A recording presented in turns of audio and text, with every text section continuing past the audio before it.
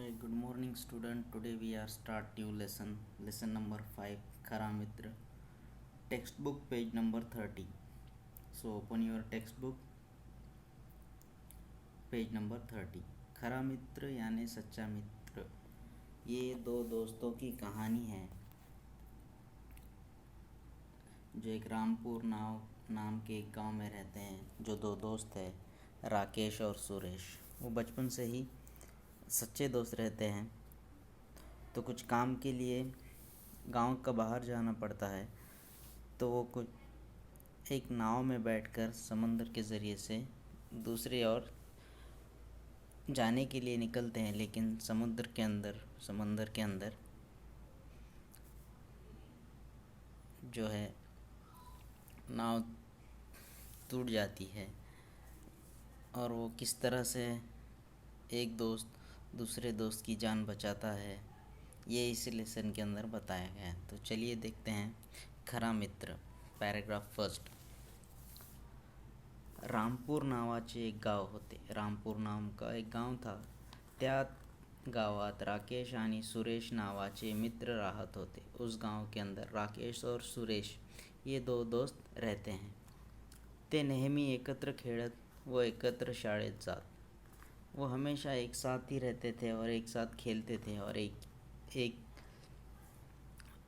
School जाते थे, दोनों साथ मिलकर। दोघांचे शिक्षण पूर्ण झाले। दोनों का एज्युकेशन पूरा हो चुका था व काही दिवसातच त्यांना एका ठिकाणी नौकरी लागली।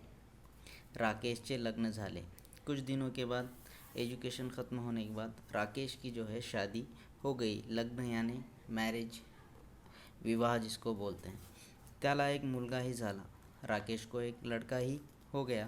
पण सुरेशने मात्र अद्यापही लग्न केले नव्हते। लेकिन सुरेश की अभी तक शादी नहीं हुई थी। त्याचे वडील दिवंगत झाल्याने आई हीच त्याच्या जीवनाचा आधार होती। सुरेश की शादी नहीं हुई थी। उसके वालिद साहब का देहांत हो चुका था। उसके दिवंगत यानी मर जाना, मृत्यू, डेड झाल्याने त्याची आईच ही जीवनाचा आधार होती। इसकी माँ ही उसके लिए सब कुछ थी। आई ने खूब कष्ट करून त्याला वाढवले। सुरेश की माँ ने उसको बहुत मेहनत करके पढ़ाया। कष्ट करने, मेहनत करने, वर्क हार्ड, चांगले शिक्षण दिले, बहुत अच्छा एजुकेशन दिया। सुरेश नेहमी आईचे ऐकत असे। वो हमेशा अपनी माँ की बातें सुनता था।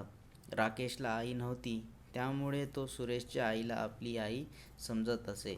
उसका जो दोस्त था राकेश, उसको माँ नहीं थी, तो सुरेश की माँ को ही अपनी माँ समझता था। त्यांच्या मैत्रीचा, प्रेमाचा सुरेशच्या आईला अभिमान वाटे। उनकी दोनों की दोस्ती का उसके माँ को बहुत फ़ख्र था कि ये बहुत अच्छे दोस्त हैं। Next paragraph. एकदा ते दोघे कामानिमित्त प्रवासास निघाले। एक दफ़ा वो दोनों कुछ काम के लिए प्रवास यानी ट्रॅव्हलिंग के लिए निकले। थोडा प्रवास चालत, थोडा बसमधून, तर पुढचा प्रवास नावेत बसून करण्याचे त्यांनी ठरवले। कुछ जो है जो ट्रैवलिंग है वो चलकर, कुछ बस में बैठकर और कुछ नाव में बैठकर वो जाने का उन्होंने डिसाइड। तो दोस्तों यहाँ पर कुछ हार्ड वर्ड है, जैसे कि राकेश के लग्न यानी मैरिज, विवाह जिसको हम बोलते हैं। फिर दिवंगत यानी मृत, सुरेश के जो फादर है वो उनकी डेथ हो चुकी थी। दिवंगत यानी मृत्यु पाने, मरने। उसके बाद जो है कष्ट करने, खूब मेहनत घेने, बहुत वर्क हार्ड करने। उसके बाद है अभिमान। अभिमान यानी गर्व, प्राइड। सुरेश और राकेश की फ्रेंडशिप का उसके माँ को बहुत गर्व था। तो चलिए नेक्स्ट पेज देखते हैं, पेज नंबर 31। राकेश आणि सुरेशने ठरवल्याप्रमाणे थोडा प्रवास चालत, थोडा बसमधून, थोडा नावेत बसून करण्याचे त्यांनी ठरवले। नाव यानी बोट जिसको हम बोलते हैं। बरेच प्रवासी बसले होते। प्रवासी यानी जो ट्रैवलर, उनके साथ जो सफ़र करने वाले थे। त्यावेळेस समुद्र शांत होता। उस वक्त समुद्र जो है एकदम खामोश था।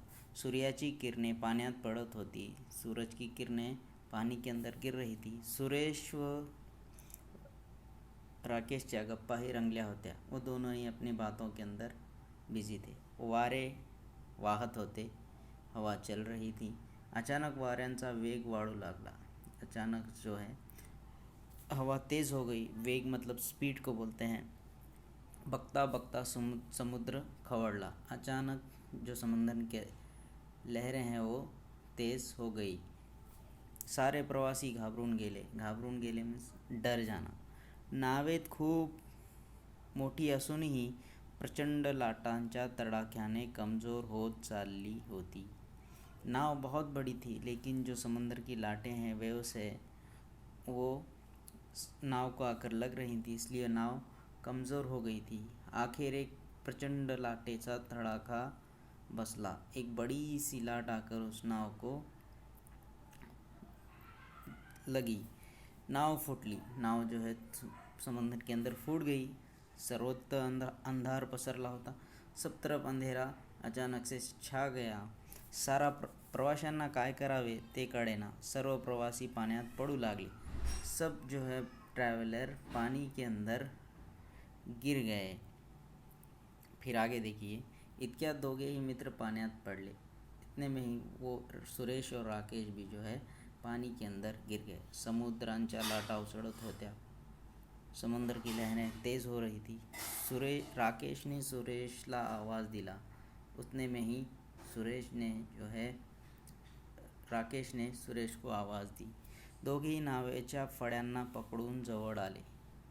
जो नाव टूट गई थी उसकी जो लकड़ी का एक टुकड़ा था उसको पकड़कर दोनों एक जगह पर आ गए।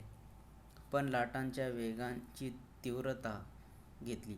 लाटें जो है समुद्र की वेव जो है और तेज़ी से बहने लगी। नशिबाने त्या दोघांना एकच फळीचा आधार मिळाला होता। किस्मत से उनको एक ही लकड़ी का उस टुकड़ा मिला। आधार यानी सपोर्ट मिला उस एक लकड़ी के टुकड़े का। कसे बसे लाटांवर तरंगत होते। किस तरह से वो उस समुद्र के पानी के ऊपर तैर रहे थे। पण ती फळी दोघांचा भार पेलू शकत नव्हती। लेकिन बहुत देर तक वो जो लकड़ी का टुकड़ा था वो दोनों का वज़न संभाल नहीं सकता था। भार यानी वज़न को कहते हैं। शेवटी सुरेश म्हणाला। लास्ट में जो है सुरेश कहता है राकेश को, राकेश माझ्यावर काही जबाबदारी नाही। राकेश कहता है कि सुरेश कहता है राकेश को कि मुझ पर कुछ भी जिम्मेदारी नहीं है, जबाबदारी नहीं है, रिस्पॉन्सिबिलिटी नहीं है। पण तुझे लग्न झाले आहे, मगर तेरी शादी हुई है, तुला एक मुलगाही आहे, तुझे एक लड़का भी है। त्याचे संगोपन करना, पालन पोषण करना, उनकी देखभाल करना हे तुझे कर्तव्य है, ये तेरी रिस्पॉन्सिबिलिटी है। मी एकटाच आहे, मला फक्त एकच आहे। सुरेश को जो है सिर्फ माँ ही थी। तू माझ्या आईला आधार दे, तू जो है मेरे माँ के लिए उसका सपोर्ट कर, असे म्हणल्यावर लगेच त्याने फड़ी सोडली। ऐसा बोलकर जो एक लकड़ी के टुकड़े पर दो दोस्त थे, वैसा बोलकर सुरेश ने जो है उस लकड़ी को छोड़ दिया। फळीच्या आधारामुळे उस लकड़ी के टुकड़े की सपोर्ट की वजह से राकेशचे प्राण वाचले, पण सुरेशचे प्राण मात्र वाचू शकले नाही। राकेश तो बच गया, लेकिन सुरेश जो है बच नहीं सका। संकटात जो मैत्री राखतो तोच खरा मित्र। इस लेसन से पता चलता है कि जो बुरे वक्त में काम आता है वही सच्चा दोस्त होता है। संकटात मतलब परेशानी के अंदर, डिफ़िकल्टीज़ के अंदर जो दोस्त काम में आता है वही सच्चा दोस्त है। तो हमें इस लेसन से सीखने को मिलता है। नीचे कुछ वर्ड्स दिए गए हैं। गांव, खेड़े, विलेज, लग्न, विवाह, मैरिज, दिवंगत, मृत, डेड, मित्र, सखा, फ्रेंड, वडील, पिता। Thank you.